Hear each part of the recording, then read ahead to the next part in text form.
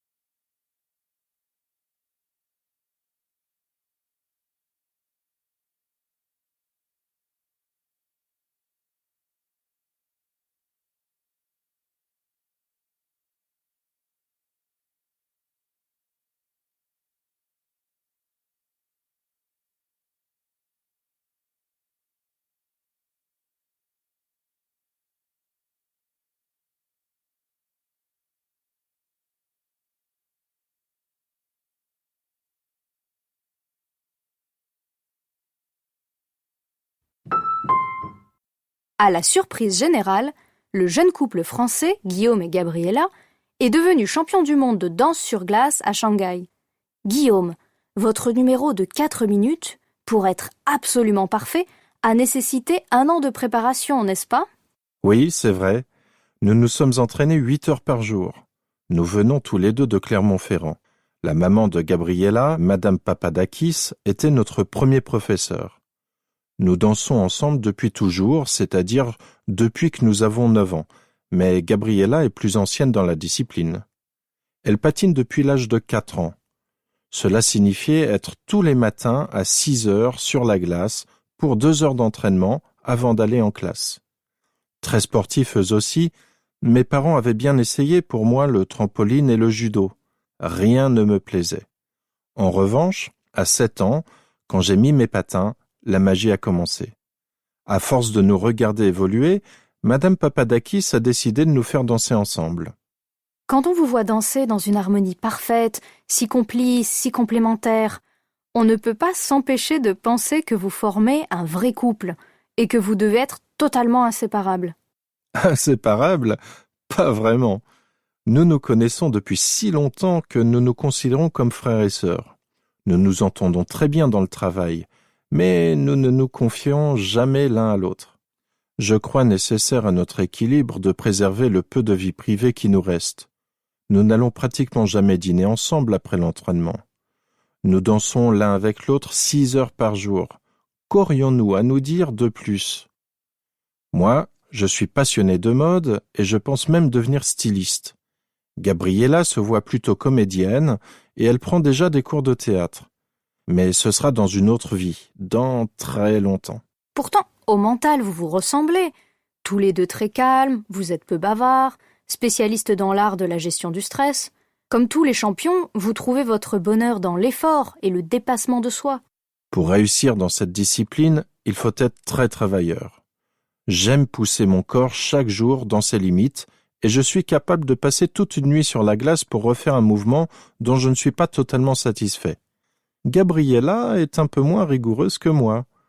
Moi, je suis aussi plus colérique. Elle relativise beaucoup et elle est d'un optimisme qui pourrait même laisser croire qu'elle se fiche de tout.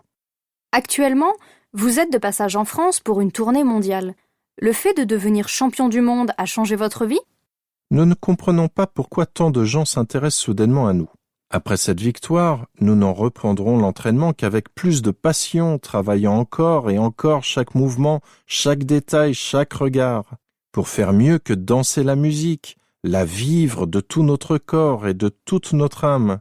Sans doute rêverons-nous encore longtemps de notre prestation exceptionnelle à Shanghai, de ce moment de grâce où, aux dernières notes du 23e concerto de Mozart, nous aurions aimé arrêter le temps et ne pas quitter la glace.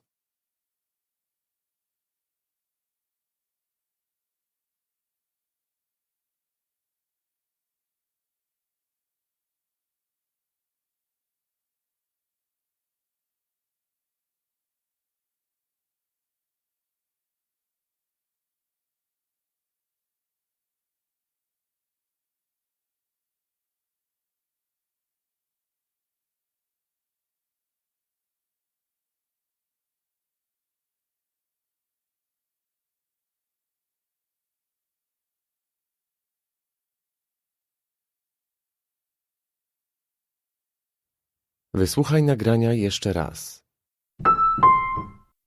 À la surprise générale, le jeune couple français, Guillaume et Gabriela, est devenu champion du monde de danse sur glace à Shanghai. Guillaume, votre numéro de 4 minutes, pour être absolument parfait, a nécessité 1 an de préparation, n'est-ce pas? Oui, c'est vrai. Nous nous sommes entraînés 8 heures par jour. Nous venons tous les deux de Clermont-Ferrand. La maman de Gabriela et Madame Papadakis étaient notre premier professeur. Nous dansons ensemble depuis toujours, c'est-à-dire depuis que nous avons 9 ans, mais Gabriela est plus ancienne dans la discipline. Elle patine depuis l'âge de 4 ans. Cela signifiait être tous les matins à 6 heures sur la glace pour 2 heures d'entraînement avant d'aller en classe. Très sportifs eux aussi, mes parents avaient bien essayé pour moi le trampoline et le judo. Rien ne me plaisait. En revanche, à 7 ans, quand j'ai mis mes patins, la magie a commencé.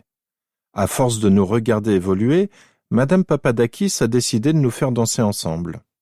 Quand on vous voit danser dans une harmonie parfaite, si complice, si complémentaire, on ne peut pas s'empêcher de penser que vous formez un vrai couple et que vous devez être totalement inséparables. Inséparables? Pas vraiment. Nous nous connaissons depuis si longtemps que nous nous considérons comme frères et sœurs. Nous nous entendons très bien dans le travail, mais nous ne nous confions jamais l'un à l'autre. Je crois nécessaire à notre équilibre de préserver le peu de vie privée qui nous reste. Nous n'allons pratiquement jamais dîner ensemble après l'entraînement. Nous dansons l'un avec l'autre 6 heures par jour. Qu'aurions-nous à nous dire de plus? Moi, je suis passionné de mode et je pense même devenir styliste. Gabriela se voit plutôt comédienne et elle prend déjà des cours de théâtre. Mais ce sera dans une autre vie, dans très longtemps. Pourtant, au mental, vous vous ressemblez. Tous les deux très calmes, vous êtes peu bavards, spécialistes dans l'art de la gestion du stress. Comme tous les champions, vous trouvez votre bonheur dans l'effort et le dépassement de soi. Pour réussir dans cette discipline, il faut être très travailleur. J'aime pousser mon corps chaque jour dans ses limites et je suis capable de passer toute une nuit sur la glace pour refaire un mouvement dont je ne suis pas totalement satisfait. Gabriela est un peu moins rigoureuse que moi. Moi, je suis aussi plus colérique. Elle relativise beaucoup et elle est d'un optimisme qui pourrait même laisser croire qu'elle se fiche de tout. Actuellement, vous êtes de passage en France pour une tournée mondiale. Le fait de devenir champion du monde a changé votre vie? Nous ne comprenons pas pourquoi tant de gens s'intéressent soudainement à nous. Après cette victoire, nous n'en reprendrons l'entraînement qu'avec plus de passion, travaillant encore et encore chaque mouvement, chaque détail, chaque regard, pour faire mieux que danser la musique, la vivre de tout notre corps et de toute notre âme. Sans doute rêverons-nous encore longtemps de notre prestation exceptionnelle à Shanghai, de ce moment de grâce où, aux dernières notes du 23e concerto de Mozart, nous aurions aimé arrêter le temps et ne pas quitter la glace.